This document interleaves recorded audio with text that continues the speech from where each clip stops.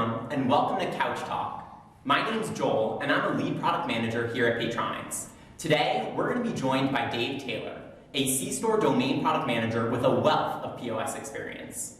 Dave's going to talk to us about 4 more things you don't want to do at the point of sale. Dave, in prepping for this conversation, you mentioned 4 overall themes. 1, making sure people don't wait in line for pickup orders. Making sure any coupons and offers that you have aren't up for debate and easy to redeem at the POS.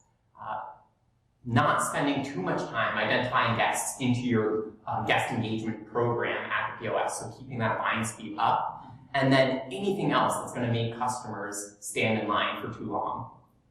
I know that when I place an online order, I don't want to wait in store in a long line of people who are placing their orders and waiting for food to be prepped. I want it to be ready to go.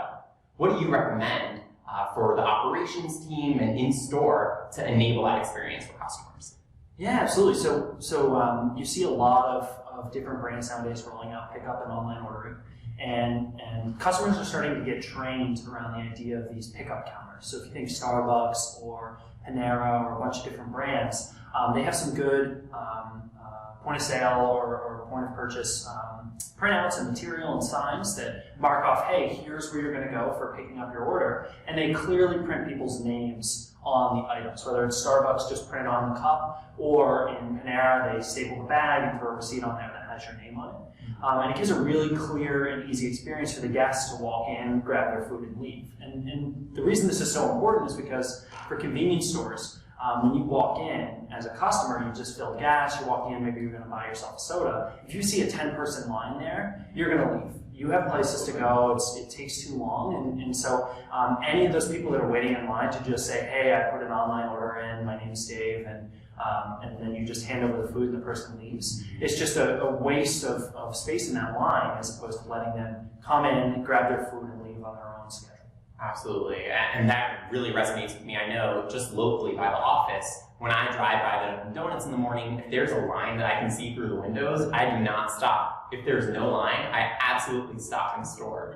And from an operations perspective, so I totally understand the in-store signage and making that experience clear for the guests. From an operations standpoint, how can you make sure that the operational flow and the amount of orders you're handling and everything makes sense and are going to contribute to that ease in store?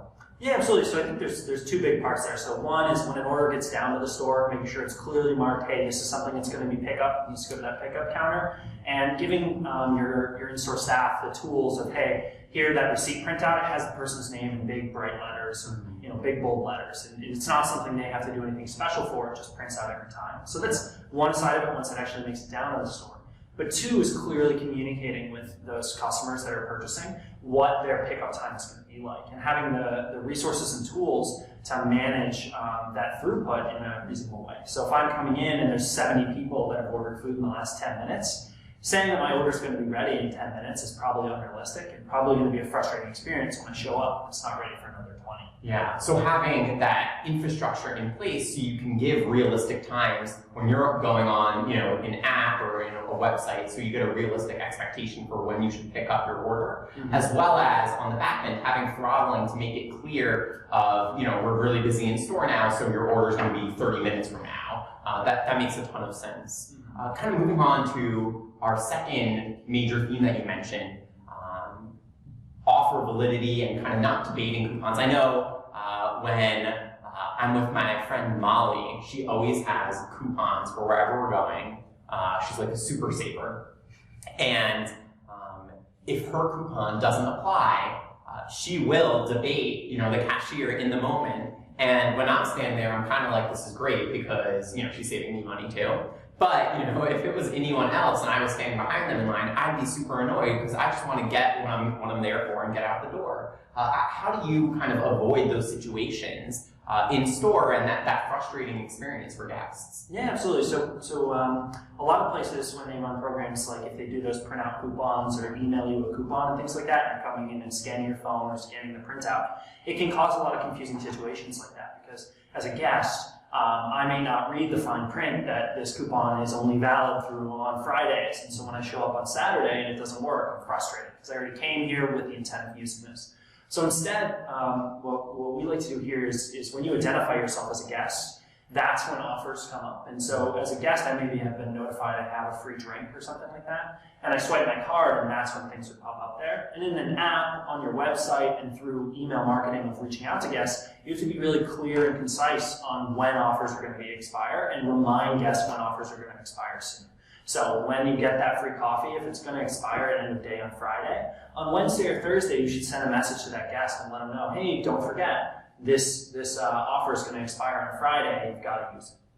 Absolutely. So more focus on people-based marketing rather than sending out generic coupons to the whole market where it's unclear what I actually have available and what I don't.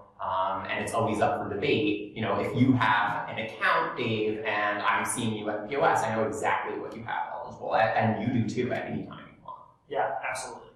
Okay, so kind of moving from there, in order to do that, you know, people-based marketing, typically you need some sort of guest engagement program, and that involves identifying the guests at the POS, which adds time and increases, wait time in the line.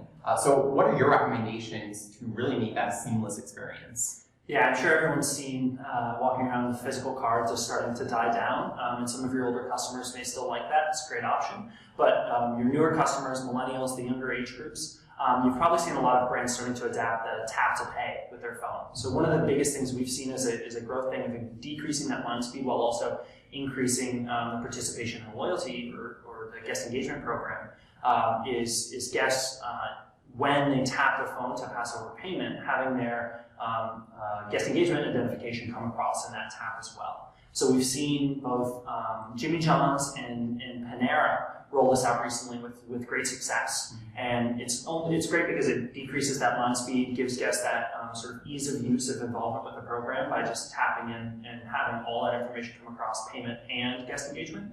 But it also is a great enrollment tool in engaging guests, because if you don't have that guest engagement on your phone and you tap payment, it'll pop a push message on your phone that says, "Hey, would you like to join, the Jimmy John's loyalty program?" So it's a really important tool as you get more and more people adopting that type of payment, to make sure that you're using that technology to decrease that line speed, increase the number of guests that are involved in your program as well. Yeah, and Dave, I know we've always said at Paytronix that the more ways to enroll and engage have greater program impact. So you really want that omni-channel approach. So the advice you're giving, I just want to verify, it's not about removing ways to enroll. So you should still accept the cards, you should still accept, check-in from an app or a QR code scan. But you also need to make sure that you're enabling the leading edge of the omni-channel experience as well. And as you mentioned, that's one example of that is NFC tap, which is super operationally seamless. And adding that into your mix of the channels that you're accepting is going to help increase line speed, because more people are going to convert over into that method. And we've also seen, I think, that people using that method are typically a younger demographic than who are using the other channels to engage. Yeah, absolutely. So it's a great tool to pull in those different types of guests with the different age groups, and keeping that card option, phone number lookup, those sort of things for maybe your less technically savvy group of guests. But for the younger group, make sure you can meet them where they want to be and give them those options for how they want to interact with your program. Yeah. So I know long lines are a bad customer experience. The longer you spend in line, the less likely you are to complete a purchase, right? You're going to get out and leave.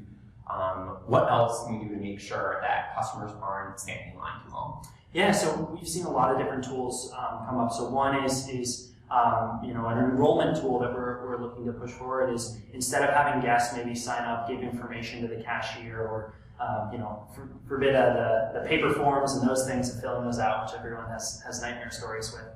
Instead, just having guests give over their phone number, and then having them removed from the line, and having the rest of the enrollment process take place between them texting your brand, and not having, replying with your email, those sort of steps, and not having to interact with the cashier, getting them move out of that line and the next customer pushing through.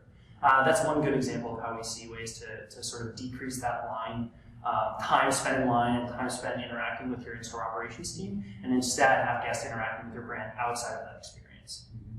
These tips were super valuable from Dave. We just talked about not making people wait for a pickup order in the same line as in-store orders. making sure to not have debates at the point of sale about coupon and offer validity to have a really seamless experience. And then we also spoke about not spending too much time identifying guests into the program at the point of sale and enabling those seamless operational channels to engage people. And then we spoke about pushing as much as possible into the digital realm to help increase and speed up those in-store operations. If you're looking for more opportunities and resources to improve your program impact, check out paytronix.com/resources. That's it for this Couch Talk. See you on the next one.